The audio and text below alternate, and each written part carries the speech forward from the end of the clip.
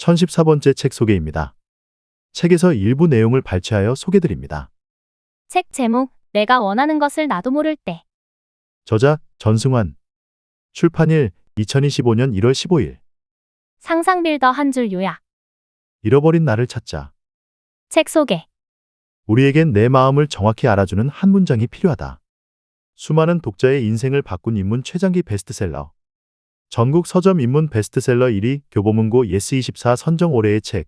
250만 독자의 사랑을 받는 책 읽어주는 남자 전승환의 인문 에세이 내가 원하는 것을 나도 모를 때 개정증보판이 출간 5주년과 30만 부 판매를 기념하여 새로 출간되었다. 그저 하루하루 정신없이 살아내느라 자신이 정말 원하는 게 뭔지도 모른 채 무기력해진 이들에게 가슴 따뜻한 위로와 용기를 건넨 책은 출간 직후 앞이 깜깜해졌을 때 길을 열어준 책 타인의 시선에서 벗어날 수 있게 해준 책 깊은 위안으로 눈물을 멈추지 않게 한 책이라는 찬사를 받으며 SNS에서 큰 화제를 불러일으켰고 온 오프라인 독서 모임의 수많은 독서광 사이에서도 극찬을 받으며 추천 릴레이가 이어졌다.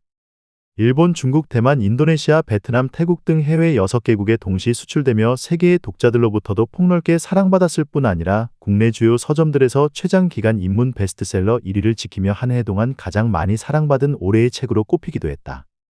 책은 인문, 동서양 고전, 철학, 역사, 시, 소설, 에세이 등 여러 분야를 관통하며 인생에 대한 진솔한 통찰과 지혜를 전할 뿐만 아니라 저자가 삶의 방향을 잃고 헤맬 때 다시 일어설 용기와 앞으로 나아갈 힘을 준 150여 편의 인생 문장들을 소개하며 독자와 함께 이야기 나눈다.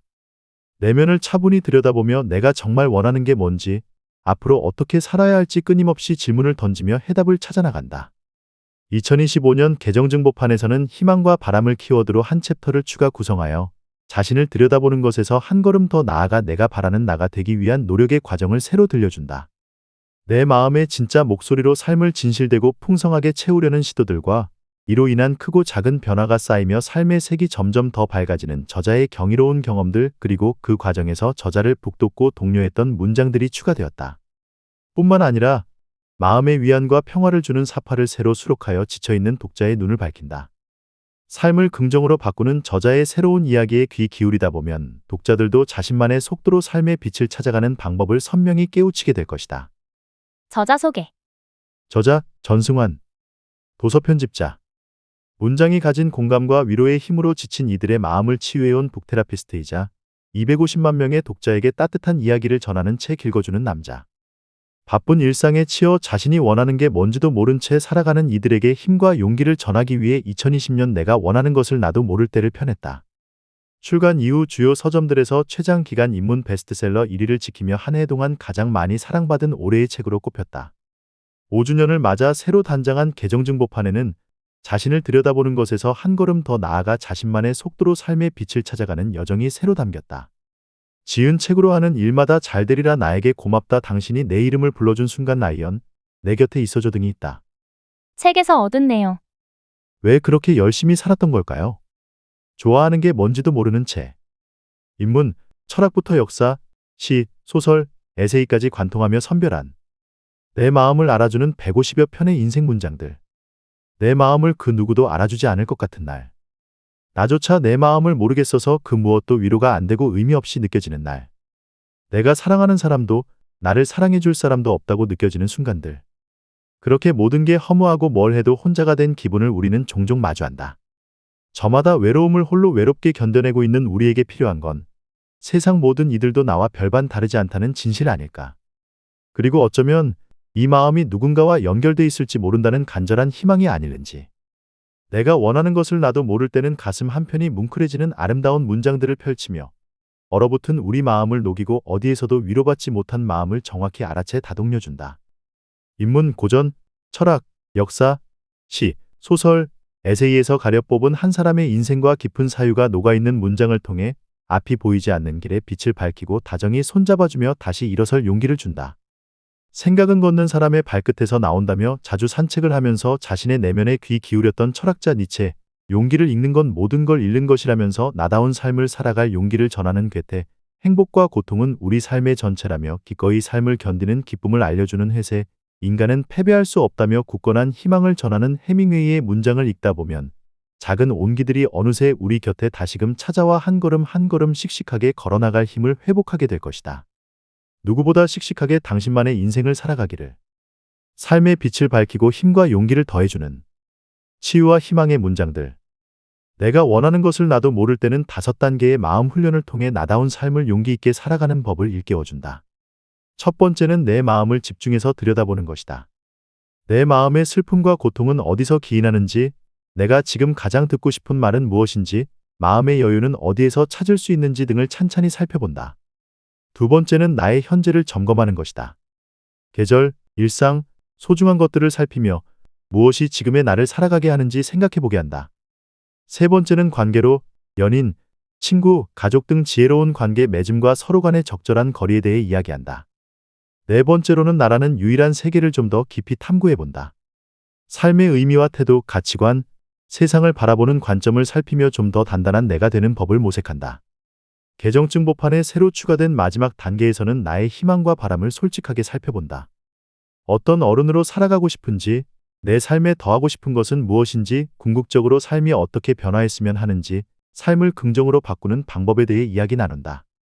하루하루 열심히 살아도 행복하지 않을 때, 이 책에 담긴 문장들과 깊이 소통하고 내 마음의 목소리에 차분히 귀 기울이다 보면 내가 정말 원하는 게 무엇인지 조금씩 들리기 시작할 것이다.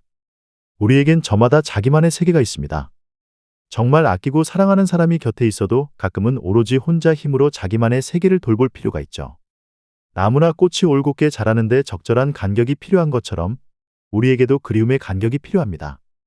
그 적당한 거리를 존중함으로써 사랑하는 사람을 아끼며 더욱 애틋해할 수도 있고 우리 역시 좋은 모습으로 성장할 수 있습니다. 외로울 때에도 혼자 외롭지 않기를. 마음에 닿는 문장을 읽거나 혹은 영화든 음악이든 다른 어떤 예술이든 당신의 그 마음이 누군가와 연결돼 있다는 것을 알기를. 당신이 외로울 때 어딘가엔 함께 외로워할 누군가는 반드시 있으니까요. 그리하여 그 외로움을 견뎌내고 나면 어느 때인가 작은 온기들이 다시금 당신 곁에 찾아올 테니까요. 더없이 추운 겨울이 지나가면 그 뒤엔 거짓말처럼 봄이 찾아오듯이 말이지요. 나다운 삶을 산다는 건 평화롭고 잔잔한 호수를 유람하는 일과 다릅니다.